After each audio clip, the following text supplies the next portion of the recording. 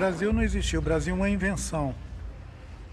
E a invenção do Brasil, ela nasce exatamente da invasão, inicialmente feita pelos portugueses, depois continuada pelos holandeses e depois continuada pelos franceses, num moto sem parar, onde as invasões nunca tiveram fim.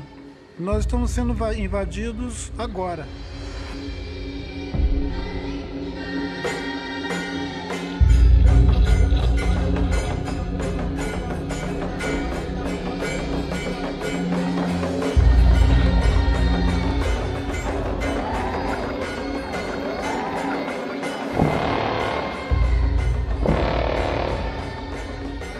Tinha gente aqui com história, alguns desses povos com história de 2.000 anos. Os Guarani hoje se atesta que tinham 4.000 anos, digamos assim, de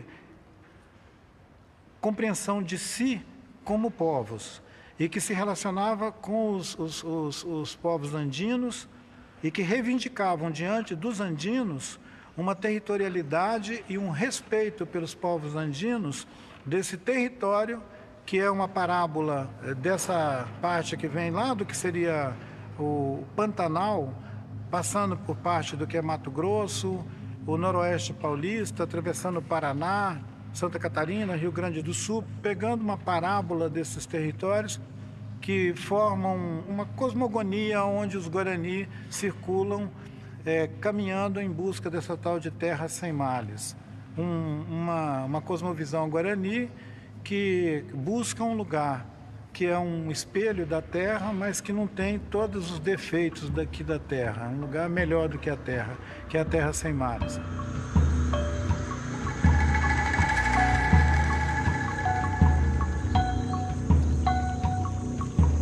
Hoje, a gente, por exemplo, vai olhar em áreas que são de terra firme, quer dizer, longe dos grandes rios, e você encontra também um monte de evidências de populações lá ocupando. Quer dizer, qualquer lugar na Amazônia que você cave um buraco, você encontra evidências de populações indígenas do passado. Ao longo do rio Amazonas existiram sociedades complexas, sociedades que eram estratificadas, tinham exércitos, tinha camada de sacerdotes, etc. Mas o que se pode dizer é que essa população não era de nenhuma maneira homogênea. Ela era bastante diferenciada. Você tinha gente digamos assim, com elaboração de processos construtivos de uma identidade, de uma cultura de 2.000 anos, de 3.000 anos. Mas você tinha povos também que circulavam e que podiam ter vindo dos Andes nos últimos 200, 300 anos. Eles iam fazer uma adaptação ecológica à paisagem, a nova paisagem que eles iam encontrar, que era do Cerrado, da Mata Atlântica. Essa formação que a Mata Atlântica apresentou quando os europeus chegaram aqui, que os viajantes, os naturalistas piraram com essa Mata Atlântica, essa Mata Atlântica era o produto, o resultado de alguns milhares de anos de interação com seres humanos que fizeram esse jardim.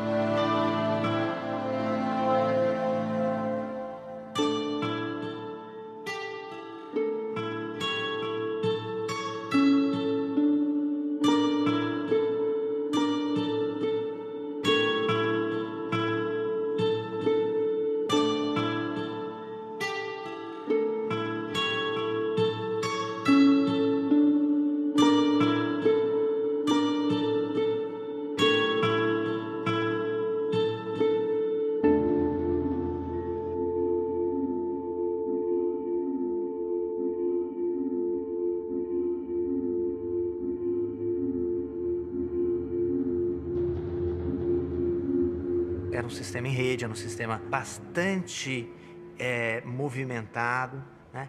E é uma coisa, seria uma espécie de mundo, assim, um mundo que poderia parecer, assim, com o mundo europeu sem a sua Roma, né? No sentido que você não tinha uma capital, um lugar que centralizava, em que todas as estradas, né, vão dar em Roma.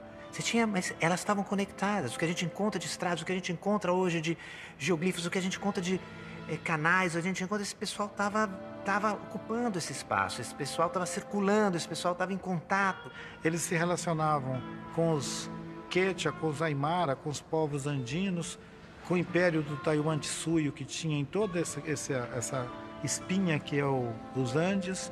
Quando os brancos chegaram, eles foram admitidos como mais um na diferença. E se os brancos tivessem educação, eles podiam ter continuado vivendo aqui no meio daqueles povos e produzido outro tipo de experiência. Mas eles chegaram aqui com a má intenção de assaltar essa terra e escravizar o povo que vivia aqui. E foi o que deu errado. Então eu digo isso, qualquer uma pessoa que estiver me ouvindo falar, e se você se sente parte dessa continuidade colonialista que chegou aqui, você é um ladrão. O seu avô foi, seu bisavô foi.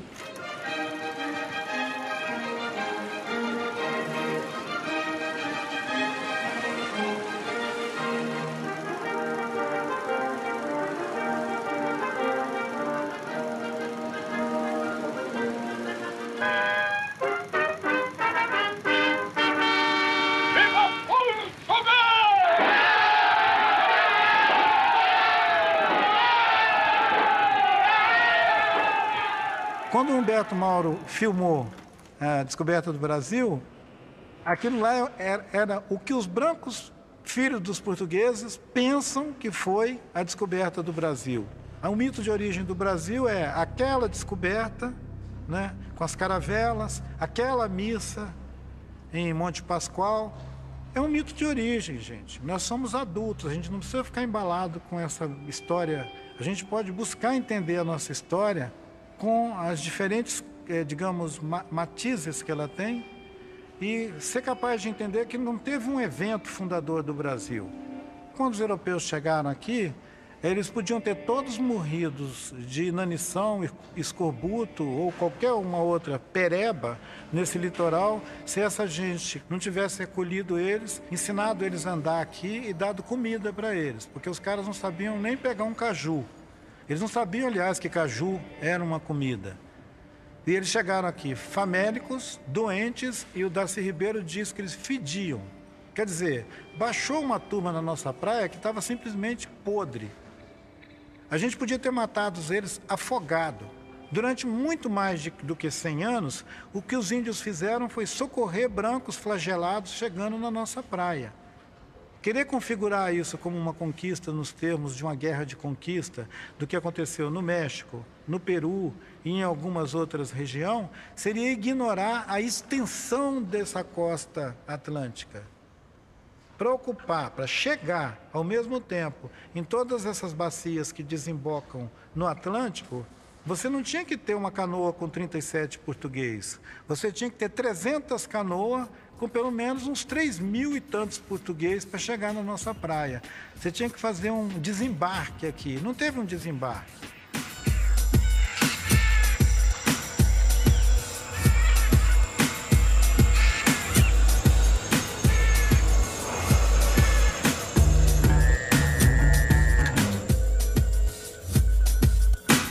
Os primeiros registros dos contatos, há um desejo de estabelecer trocas, há um desejo de encontrar mercadorias, metal, ouro, logo isso não se realiza, então é o pau-brasil, são papagaios, são macacos, mas não só. Já os portugueses também capturam escravos. Então, são trocas, mas já são trocas também, eu acho, desde o início, marcadas por uma tensão de uma sociedade, que é a sociedade portuguesa, de comerciantes que estão nesses navios, da monarquia portuguesa, interessada já na conquista, na dominação, de impor o seu ponto de vista. Lévi-Strauss mostrou isso muito bem nos estudos dele, essa grande diferença de mentalidade entre os europeus e os povos americanos, os indígenas americanos. Ao contrário dos europeus, os indígenas muito abertos à alteridade, a incorporar o outro, a diversidade, né? Como parte sempre integrante da sua visão de mundo. Enquanto os europeus não, eles não veem o outro, eles sempre, quando veem algo, eles projetam sobre o outro o que eles querem ou o que eles não querem. No caso, por exemplo, o demônio, o pagão, o infiel. Enquanto os índios estavam querendo saber que tipo de corpo esse pessoal que chegou tem, né? Se eles são mortais, se eles apodrecem, se eles morrem, se eles cagam fedido, né? Os espanhóis estavam discutindo, os espanhóis, os portugueses estavam discutindo se esses caras tinham alma ou não, e se podiam ou não ser escravizados, né? Então... Nos enganaram de muitas formas, com agrados, com afagos, né? Com presentes. Então, né? Foi um roubo e foi também essa questão o roubo da própria consciência, né? Também. Porque acho que a gente, quando percebeu que não era, talvez metade das coisas já tinha ido, né?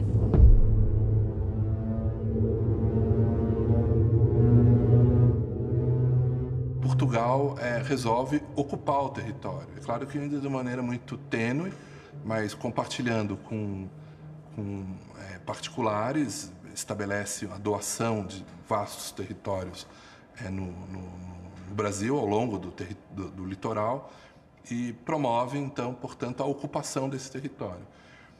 A ocupação significa a fixação de portugueses, a fixação de colonizadores, tendo em vista a implantação de um sistema produtivo. Produzir exige trabalhadores. Esses trabalhadores serão escravos. Se trata de implantar um sistema de produção do açúcar. A capitania de Pernambuco, São Vicente, são as que inicialmente têm algum sucesso, já escravizando indígenas. Quer dizer, quem vai trabalhar são escravos que vão ser capturados. Isso se dá também na manipulação das guerras indígenas entre os indígenas. Os portugueses logo percebem que a organização social tupinambá pressupõe a guerra. São sociedades guerreiras, são tribos que lutam entre si. Mas há uma dimensão ritual, há uma dimensão construtiva, digamos assim, nessas guerras. Os portugueses manipulam isso para utilizar alguns indígenas contra outros, algumas tribos contra outros, com o objetivo de conquistar escravos, conquistar esses trabalhadores.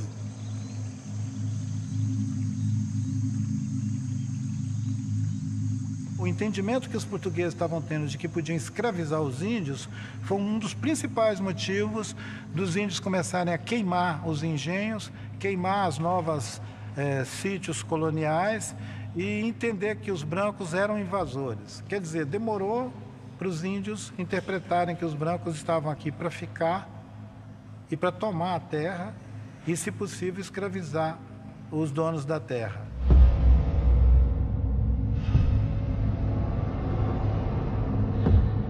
Os indígenas vão reagir.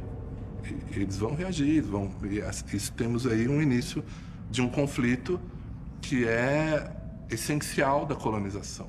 A história da colonização é a história da conquista contínua, da guerra contínua, para ocupar o território e dominar os povos.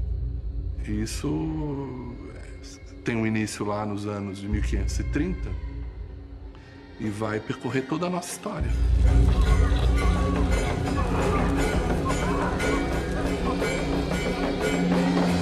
Nós estamos em guerra. Eu não sei por que você está me olhando com essa cara tão simpática. Nós estamos em guerra. O seu mundo e o meu mundo estão em guerra. Os nossos mundos estão todos em guerra. A falsificação ideológica que sugere que nós temos paz é para a gente continuar mantendo a coisa funcionando. Não tem paz em lugar nenhum. É guerra em todos os lugares o tempo todo. Ao contrário do que muita gente diz, de que os empreendimentos portugueses tiveram que trazer negros da África para cá, porque os índios não quiseram ser escravos, isso é uma tremenda de uma mentira.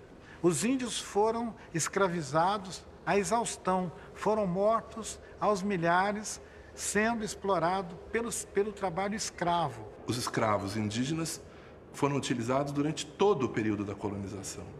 E, legalmente, a legislação estabelecida pela monarquia, já em 1570, criava condições jurídicas para legitimar a escravização dos indígenas. E essa escravização se deu com um fundamento da guerra justa. Grosso modo, se os indígenas se recusam à fé, são contrários à fé, portanto, é justo guerreá-los. Como é justo guerreá-los, então significa que é justo matá-los, é justo ocupar os seus territórios e é justo escravizá-los. Eu escravizo o indígena para salvar a alma dele. A própria Igreja Católica mesmo tentou evangelizar e muitos que não aceitavam era morto, né? Muitos de nós era proibido de falar a língua, era proibido de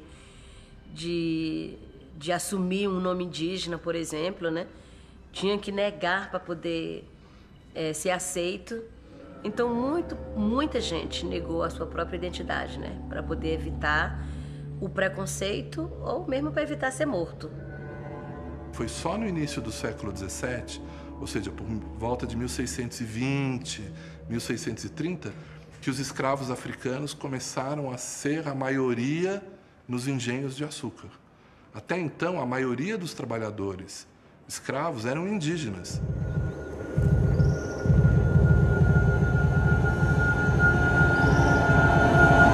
Os portugueses para o sertão, com gado, com essas fazendas, estão encontrando indígenas.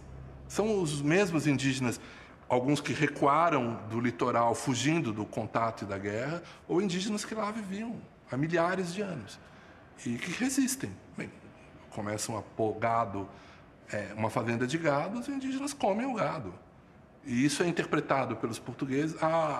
Os povos indígenas estão atacando as fazendas de gado, estão impedindo a expansão da nossa economia, impedindo, portanto, o avanço do Império Cristão. Tanto é que logo nos anos 60 começa a surgir uma imagem, que depois é reiterada, de que a expansão portuguesa no sertão está sendo parada por um muro que o demônio criou no sertão.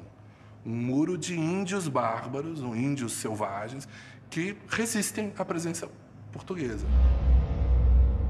Essa guerra se define como total, efetivamente, numa reunião que ocorre na Bahia, em 1669, e nessa mesa grande, como eles chamam, uma grande reunião, se estabelece que, então, a partir de agora, as guerras contra todos os índios do sertão são todas guerras justas, porque os índios do sertão são bárbaros que resistem à expansão da fé. Então, agora, é como que se declara uma guerra total. Nesse processo, né, a uma certa altura, você não tem mais volta. Né? E eu acho que o ponto de vista, assim, o momento que você não tem mais volta nisso, é o momento em que, de um lado, as epidemias estão graçando de maneira...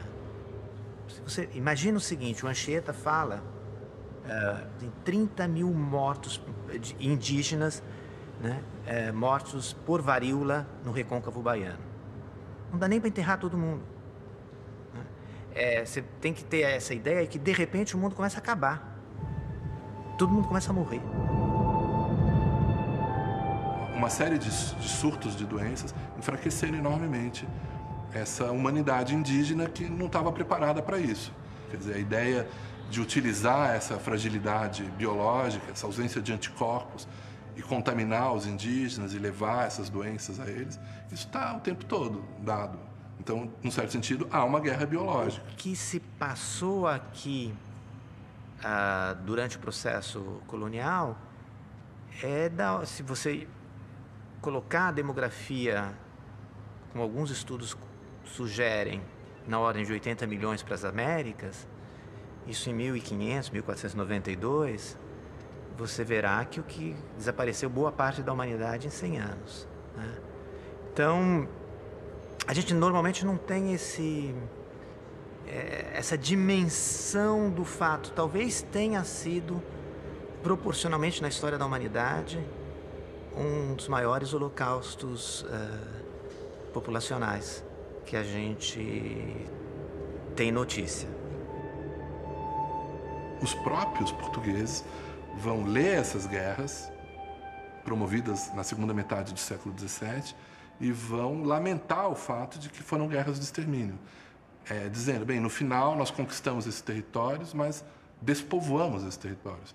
Porque o extermínio dos grupos indígenas também nos deixou vastos territórios sem povos para ocupá-los. Com essa articulação entre contágio, matando por doença, né, e assalto aos lugares onde os índios viviam, a gente chegou ao século XX com uma política do Estado brasileiro, já na República, né, que era de parar de matar aqueles índios. E é o que o Marechal Rondon fez, né, quando ele criou o Serviço de Proteção ao Índio, que precisava de ter um contingente de nativos vivos para constituir a nacionalidade.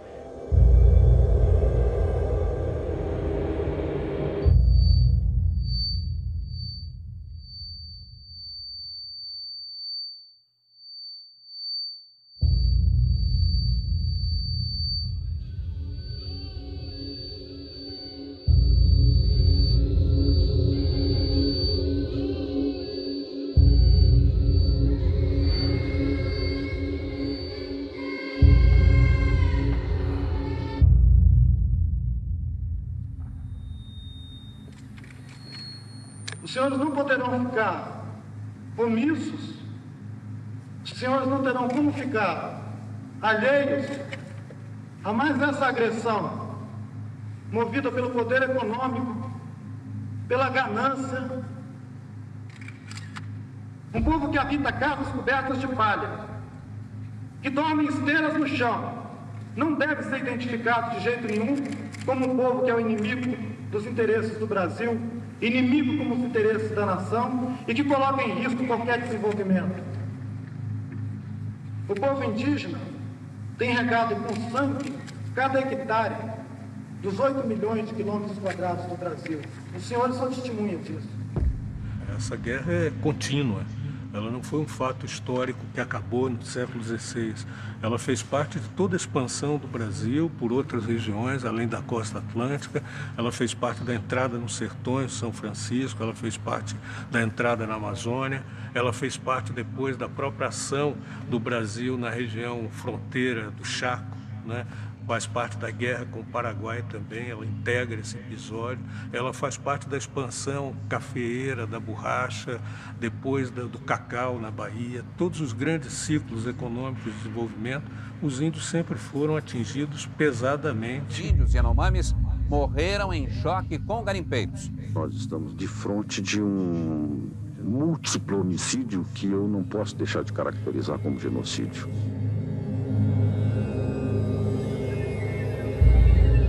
Os índios alegam que essas são suas terras originárias, onde viveram seus antepassados e de onde eles teriam sido expulsos. Já os produtores rurais dizem que eles são os verdadeiros donos.